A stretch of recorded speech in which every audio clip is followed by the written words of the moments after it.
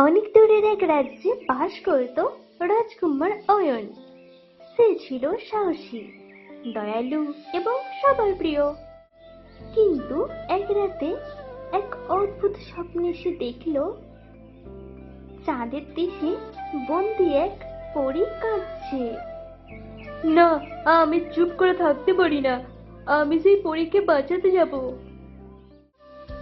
অয়নের মা রানী ইলা ছেলেকে থামানোর চেষ্টা করলেন, কিন্তু অয়নের ইচ্ছে ছিল দৃঢ়।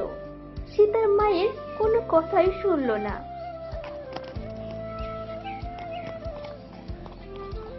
অয়ন চলল জাদুর পাহাড় পেরিয়ে চাঁদের দেশে পৌঁছাতে।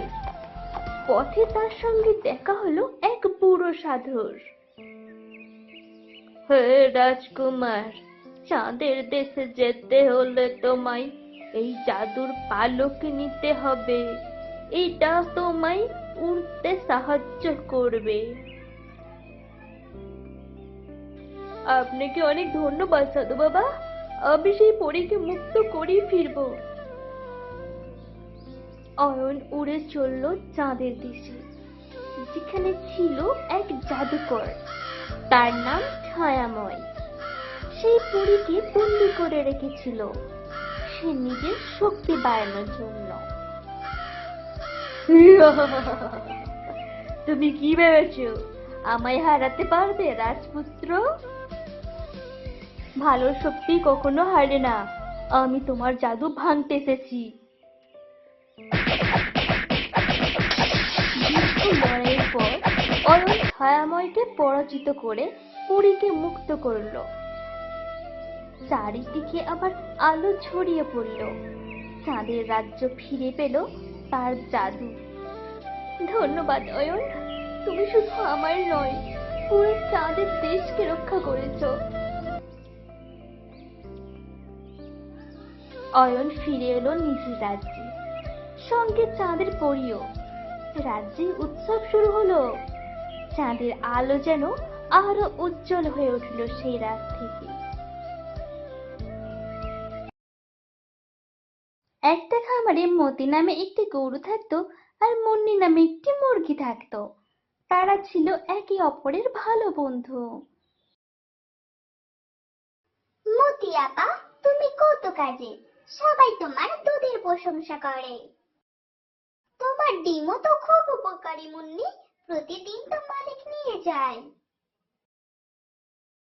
মতি এবং মুন্নির মালিক তাদের দুজনকে ভালোবাসতো। সে একদিন এসে মতিকে অনেক আদর করে। এই দেখে মুন্নির অনেক রাগ হয়। কিন্তু একদিন মুরগির মন খারাপ হয়ে গেল। গরুকে বেশি আদর পেতে দেখে সে হিংসা করতে লাগলো। তখন মুন্নি ভাবলো, আমি তো প্রতিদিনই ডিম দিই, কিন্তু কেউ আমার প্রশংসা করে না। এরপর মুন্নি ডিম দেওয়া বন্ধ করে দেয়, চুপচাপ বসে থাকে। সে আর কোনোদিনও একটা ডিম দিবে না বলে সিদ্ধান্ত নেয়। তখন সেই খামারের মালিক আসে। মুরগিটা তো কয়েকদিন ডিমই দিচ্ছে না, বিক্রি করে দেব, এটাই বরঞ্চ ভালো হবে। শুধু শুধু একে বাড়িতে রেখেই বা কি হবে? মুন্নি, কি হয়েছে তোমার? আমি আর ডিম দেব না, কেউ তো আমার মূল্য বোঝে না।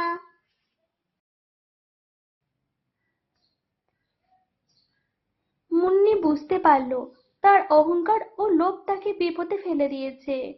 মুন্নি তখন কাঁদছে আর বলে, আমি ভুল করেছি মতি আপা, আমাকে বাঁচাও।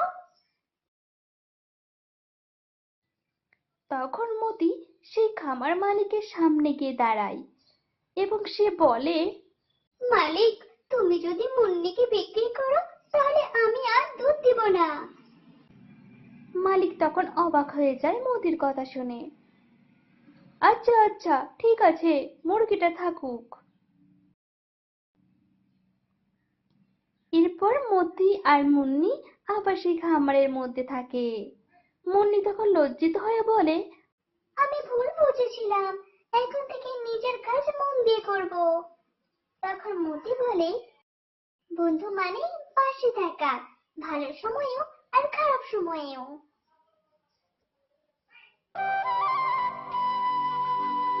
অনেককাল আগে সুরলোক নামে একটি রাজ্য ছিল। রাজ্যটি ছিল ফুলে ফুলে ভরা, নদী ঝর্ণায় রমণীয়। আর সেই রাজ্যের রাজা ছিলেন মহারাজ প্রতাপ। তার একমাত্র পুত্র অরুণ ছিল খুব দয়ালু, কিন্তু একটু জেদি। অরুণ সবসময় রাজ্যের বাইরে ঘুরতে চাইতো, আর রাজা চেয়েছিলেন সে রাজনীতি শিখুক। রাজপুত্র অরুণ রাজ্যের বাইরে এক জাদুকর বৃদ্ধার সঙ্গে দেখা করলো। বৃদ্ধা তাকে একটি বাঁশি দিলেন। তিনি বললেন, এই বাঁশি বাজালে তোমার সামনে যা বাধা আসবে তা সরে যাবে, কিন্তু মনে রেখো একদিন একবারই ব্যবহার করতে পারবে। অরুণ খুশি হয়ে বাড়ি ফিরে এলো, কিন্তু রাজা সেই বাঁশির কথা শুনে বিরক্ত হলেন। তিনি ভাবলেন, জাদুর উপর নির্ভর করে অরুণ যদি রাজা হয় তাহলে সে বিপদে পড়বে। এরপর একদিন রাজ্যের উত্তরে পাহাড় থেকে এক ভয়ঙ্কর রাক্ষস নেমে এলো। সে বলল, এই রাজ্য যদি আমাকে না দেওয়া হয় তাহলে আমি সবকিছু ধ্বংস করে দেব। রাজা তখন ভীষণ চিন্তিত হলেন। সেনাপতি যুদ্ধের প্রস্তুতি নিল, কিন্তু রাক্ষস ছিল অজেয়। ঠিক তখন অরুণ বলল, আমি যাব, আমি কথা বলবো তার সঙ্গে। রাজা প্রথমে মানা করলেন, কিন্তু শেষে রাজপুত্রের সাহসে সায় দিলেন। অরুণ একা গেল রাক্ষসের কাছে। রাক্ষস শেষে বলল, তুমি একা, আমাকে থামাবে কি করে? অরুণ তখন জাদুর বাঁশি বাজালো। বাঁশির সুর এত মধুর যে রাক্ষস থমকে গেল, তার হৃদয় গলে গেল। সে কাঁদতে কাঁদতে বলল, আমারও মনেও ভালোবাসা ছিল এক সময়, কিন্তু সবাই আমার ভয় পায় বলে আমি কঠিন হয়ে গেছি। অরুণ বলল, তুমি যদি রাজ্যের ক্ষতি না করো, আমি রাজাকে বলবো তোমাকে পাহাড়ের উপরে একটি সুন্দর বাড়ি বানিয়ে দিতে। রাক্ষস তাতে রাজি হলো। রাজা প্রতাপ অরুণের সাহস আর বুদ্ধিতে অভিভূত হয়ে তাকে রাজ্যের যুবরাজ হিসেবে ঘোষণা করলেন। মা মা দেখো না, কি সুন্দর গরু, এত সুন্দর আমি কোনোদিনও দেখিনি। হ্যাঁ মা, এবার আল্লাহর নামে কুরবানির জন্য এনেছেন তোমার আব্বু। আমি এর নাম রাখবো মতি। আমি ওর যত্ন নিব, ওকে ঘাস খেতে দেব। ইনশাল্লাহ, যত্ন নাও, কারণ এটা আমাদের কুরবানির জন্য। মতি, তুমি জানো তুমি আমার সেরা বন্ধু। তুমি এত শান্ত, এত মিষ্টি। কুলসুম, মনে রাখো ঈদের দিন মতিকে কুরবানি দিতে হবে। আমি জানি আব্বু, কিন্তু সে তো আমার প্রিয় বন্ধু। কি হয়েছে মা, খাচ্ছ না কেন? এত মনটা খারাপ কেন তোমার? মা, আমি মতিকে ছাড়তে পারছি না, সে তো আমার আপনজনের মতো। কুলসুম, এমন বলতে নেই। কুরবানি মানে শুধু গরু জবাই নয়, এটা মানে আল্লাহর জন্য প্রিয় জিনিস ত্যাগ করা। প্রিয় জিনিস ত্যাগ? ইব্রাহিম আলাইহিস সালাম তো নিজের ছেলেকে কুরবানি দিতে চেয়েছিলেন, তাই না মা? হ্যাঁ, ঠিক তাই, কিন্তু আল্লাহ তাদের বিশ্বাস দেখে খুশি হয়েছিলেন। আমরা যদি আল্লাহর জন্য কিছু ত্যাগ করতে পারি তবেই তো আল্লাহ খুশি হন। তাহলে আমি মতিকে কুরবানি দিব আল্লাহর জন্য। মতি, তুমি আমার প্রিয় বন্ধু, আজ আমি তোমায় আল্লাহর জন্য দিচ্ছি। আল্লাহ যেন কবুল করেন।